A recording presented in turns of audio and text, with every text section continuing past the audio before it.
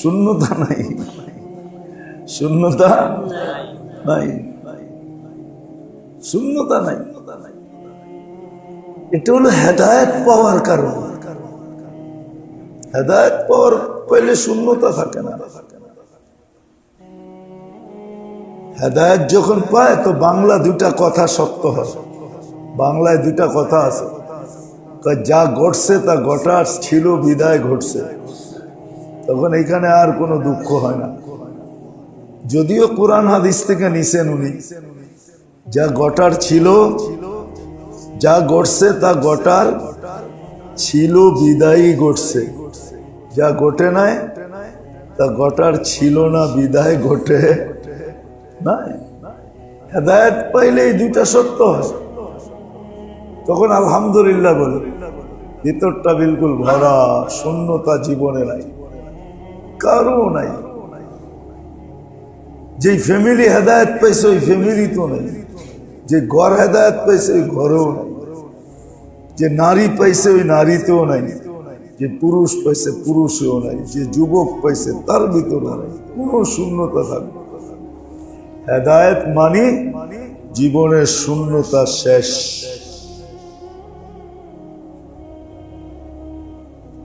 হেদায়েত পাইলে, এই জন্য আমি বলতেছি যে আমাদের চিন্তা করা, খুব গভীর ভাবে চিন্তা করা, সময় দিয়ে চিন্তা করা উচিত।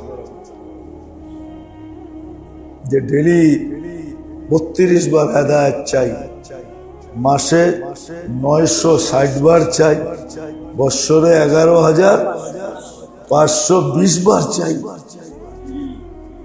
হেদায়েত চাই। কিন্তু আমি পাইলাম কতটুকু, পাইলাম কত, এটা আমাদের চিন্তা করা উচিত। আর আরেকটা চিন্তা করা উচিত, ঠিক একই সংখ্যায়, সংখ্যা এখানে কোনো দিন বেশি কম নাই, একই সংখ্যা। যে আমি যে 32 বার ডেলি গায়রিল মাগদুবি আলাইহিম ওয়ালাদ-দাল্লিন গায়রের তরিকার থেকে বাঁচতে চাইতেছি, আমি নিজেকে ইহুদি নাসারার তরিকার থেকে কতটুকু বাঁচাইতে পারতেছি। বাবা হচ্ছে, আমি ডেলি 32 বার চাইতেছি, আল্লাহ ইহুদি নাসারার তরিকার থেকে আমাকে বাঁচান, গায়রিল মাগদুবি আলাইহিম ওয়ালাদ-দাল্লিন, এদের তরিকার থেকে আমাকে বাঁচান, এদের আদর্শ থেকে আমাকে বাঁচান। এই যে বাঁচতে চাইতেছি, রাগ হয় না কিন্তু বাবার বিষয়, চিন্তার বিষয়, খুব গভীরভাবে চিন্তার বিষয়, যে আমি কতটুকু এদের তরিকার থেকে নিজেকে, নিজের ঘরকে, নিজের ছেলে সন্তানকে বাঁচাইতে পারতেছি। চিন্তা করা উচিত। কেন এই তরিকার থেকে যতক্ষণ পর্যন্ত না বাঁচবে ততক্ষণ পর্যন্ত মুহাম্মদুর রাসূলুল্লাহর তরিকা আসবে না। আর মুহাম্মদুর রাসূলুল্লাহর তরিকা যতক্ষণ পর্যন্ত না আসবে ততক্ষণ পর্যন্ত জীবনে স্বাদ বা মজা আসবে। জীবনের স্বাদও আসবে না, মজাও আসবে। জীবনে স্বাদ আসবে, জীবনে মজা আসবে, যেটাকে বলে হ্যাপিনেস, জীবনে হ্যাপি হবে না, সুখী হবে না। কেননা মুহাম্মদুর রাসূলুল্লাহর তরিকার ভিতরে শান্তি,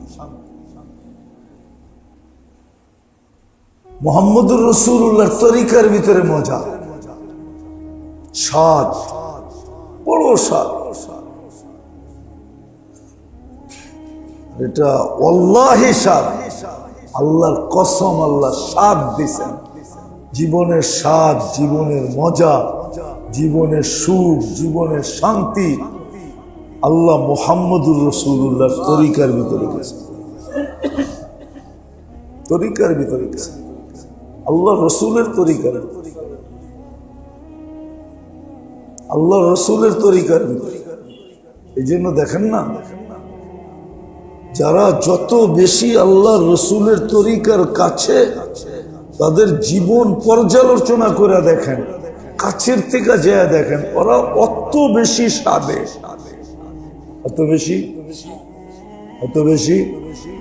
সাদে, ওদের জীবনে অত বেশি স্বাদ, অত বেশি মজা, অত বেশি সুখ, অত বেশি শান্তি। কারো ঘরে ঝগড়া হয় আনে না কেন? ঠিক না? হয় না? আবার এরকমও ঘর আছে, এত আনো কেন, এই জন্য ঝগড়া হয়। তোমাকে কে বলছে এত আনতে? হয় না? মনে হয় বুঝাইতে পারিনি। কারো ঘরে ঝগড়া হয় আনো না কেন, এই জন্য ঝগড়া হয়। আর কারো ঘরে ঝগড়া হয় এত আনো কেন। ঠিক না? দুটোই তো আছে। হ্যাঁ, সত্য এরকম। এটা যেরকম সত্য, এরকমই সত্য, এর চেয়ে বেশি সত্য, এর চেয়ে বেশি সত্য। সুখ ঘরে আছে, শান্তি আছে, বস্তু নাই, সুখ আছে, কি শান্তি আছে, সুখ শান্তি, স্বাদ মজা, এটা নবীর তরিকা দ্বারা আসবে। এই জন্যই আমি দুটা কথা বললাম আজকে, যে আমাদের বড় গভীরভাবে সময় দিয়ে চিন্তা করা উচিত যে আমি ডেলি 32 বার হেদায়েত চাই, এত দিন ধরে চাইতেছি, আমি পাইলাম হেদায়েত কতটুকু? হেদায়েতের লক্ষণ আমার ভিতরে কি দেখা যাইতেছে? হেদায়েতের লক্ষণ হইল জীবনে কোনো শূন্যতা থাকবে না। ও সর্ব অবস্থায় কি বলবে? ওর স্লোগানই থাকবে আলহামদুলিল্লাহ আলা কুল্লি হাল, সবসময় আলহামদুলিল্লাহ। এটা হলো হেদায়েতের নিদর্শন, লক্ষণ, যে হেদায়েত ভিতরে ঢুকছে। নাহলে সর্ব অবস্থায় আলহামদুলিল্লাহ বলে তো বলে কি করে? ওই যে দেখাইলাম যে আঙ্গুল রাখার জায়গা নাই, তারপরে বলতেছে আলহামদুলিল্লাহ। কি করে? জিব্বাটা তো ভালো আছে, নামটা তো নিতে পারি, কেন হেদায়েত দিয়ে ভরা, কেন হেদায়েতই হেদায়েত, শূন্যতা নাই। অথচ দুনিয়া দেখতেছে শূন্য, কিন্তু সে উড়ে দিছে, কোনো শূন্যতা নাই বেটা, এখনো তো জিব্বা ভালো আছে, আল্লাহকে ডাকতে পারে।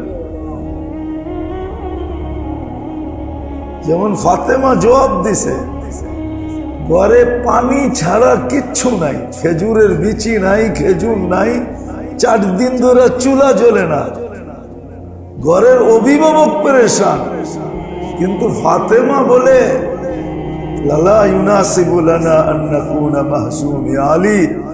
2 অবস্থায় আল্লাহ আমাদের সাথে, যাদের সাথে আল্লাহ থাকে চেহারা মলিন হওয়া স্বভাব হয় না, চেহারা সব মলিন হওয়া, চেহারাটা পর্যন্ত মলিন হইতে দিতেছেন না, বলছে না চেহারা মলিন হইতে পারবে না। আমরা পাইলেও হাসবো, না পাইলেও হাসবো, আমাদের সাথে আল্লাহ। আল্লাহ যার সাথে, তার আবার দুঃখ কিসের?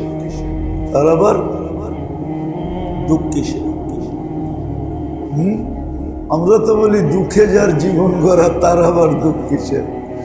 এই স্লোগানটা পাল্টায় দেন, আল্লাহ যার সাথে, তার আবার দুঃখ কিসের? আল্লাহ যার সাথে, তার তো দুঃখ হইতে পারে না। আমাদের চিন্তা করা উচিত খুব খুব খুব খুব গভীরভাবে, খুব গভীরভাবে আমাদের চিন্তা করা উচিত,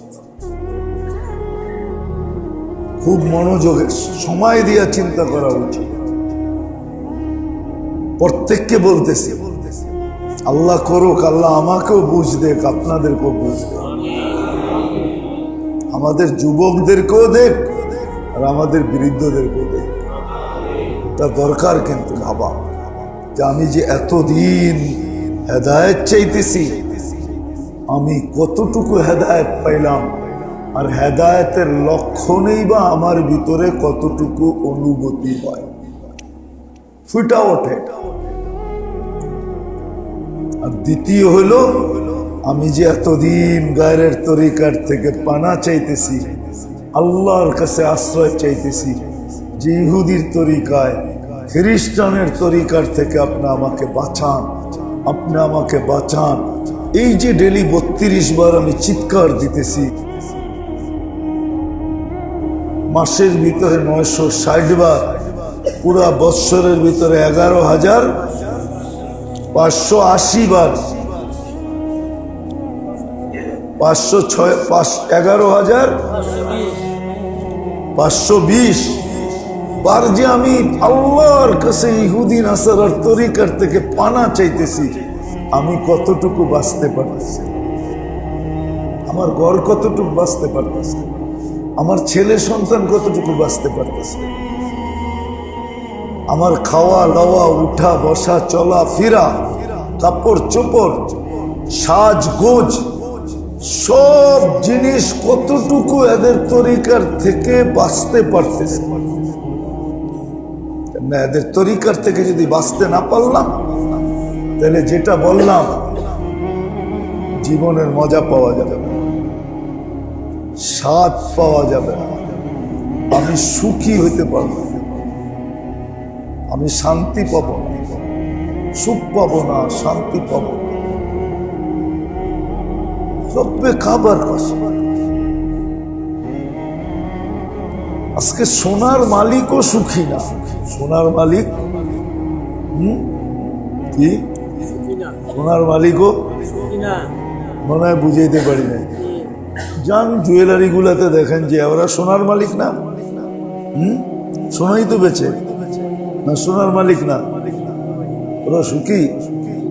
হ্যাঁ, সোনার মালিকও কিনা সুখী, মেইলের মালিকও, ফ্যাক্টরির মালিকও, দোকানের মালিকও সুখী না।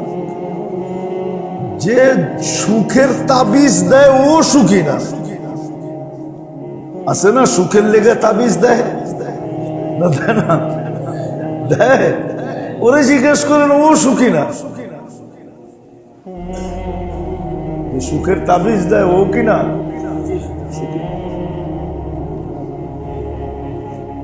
ও সুখী না। দেখেন না মাঝে মাঝে পোস্টারে দেখা যায়, সুখের জীবন, ঠিক না? হ্যাঁ, কি যে সুখের জীবনের ট্যাবলেট বেচে ও সুখী না। মনে হয় বুঝাইতে পারি না, যুবকরা বুঝছে, বুড়ারা হয়তো নাও বুঝতে পারেন। পোস্টারে দেখা যায়, আমরা তো চোখ লইয়া চলি, ও সুখী না। কারণ ওই যে বললাম না, নিবিড় ভাবে সময় দিয়া, নারী পুরুষ নির্বিশেষে আমরা কেউ ভাবি না যে আল্লাহ আমি ডেলি 32 বার আশ্রয় চাইতেছি,